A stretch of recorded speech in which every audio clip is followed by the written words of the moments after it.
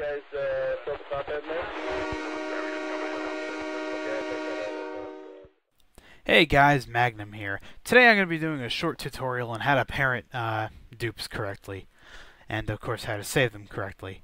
We've been getting a couple people on the server now that have been spawning in things that are not parented, and as a result they lag spectacularly.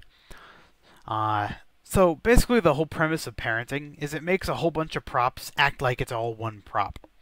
So this gigantic locomotive, which is 400 something props, basically, with respect to the game, behaves like this when it's parented correctly.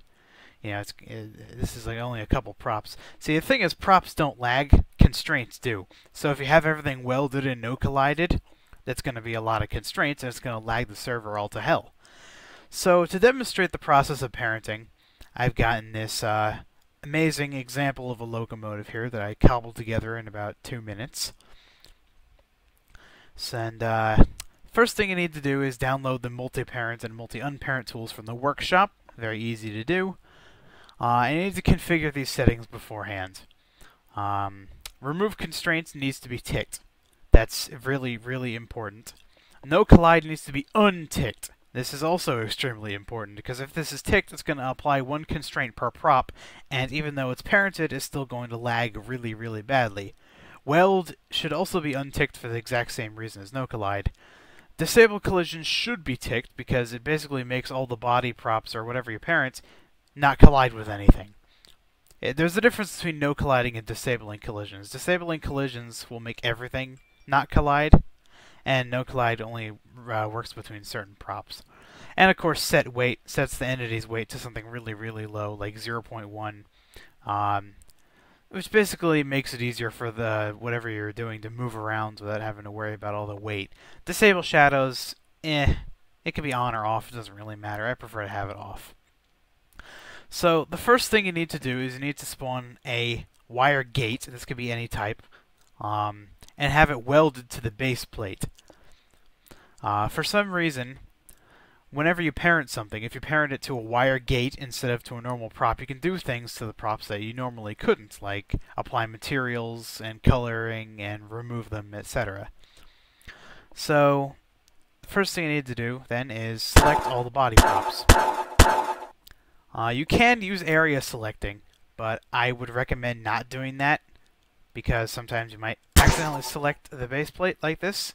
It's very bad. You should never, ever, ever, ever, ever parent base plates, or wheel bogies, or wheels. Anything that involves physics, never parent it. You can also parent wire stuff.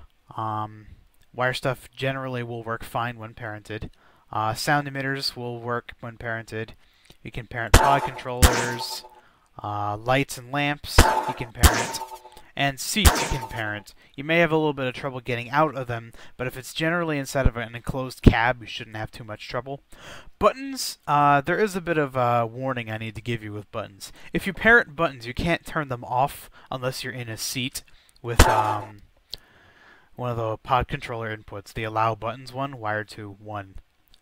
But otherwise, it's pretty much okay to parent buttons. So once you have everything selected, you need to wait about 30 seconds. This lets the tool recognize all the props. And then, all you have to do is right-click on the OR gate.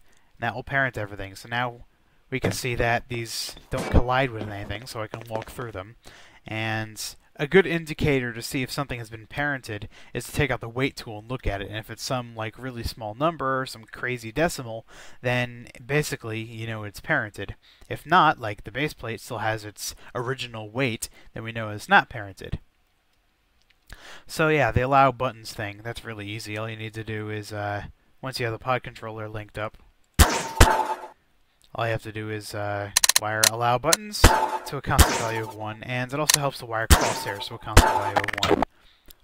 This allows you to turn buttons on and off while in the seat. Very handy, very handy. So now for copying. You can't copy this with a normal duplicator tool. If you do, this happens. You need to area dupe, in essence. So how do you do that? That's easy. You hold Shift and right-click, and this big green box appears. You can adjust the size of the box with this little slider here. Basically, you need to make sure everything that's part of your locomotive is inside the box. Copy it, and now it's ready to save. Then you just save it normally with Advanced Duplicator 2 by right-clicking on the folder, going to save, and then entering in what you want to save it as. Piece of cake, right? And that's basically how you parent the locomotive. It might seem a bit complicated at first, but give it some practice. Do it a couple times. It'll eventually become second nature. So that's pretty much it. Magnum signing off.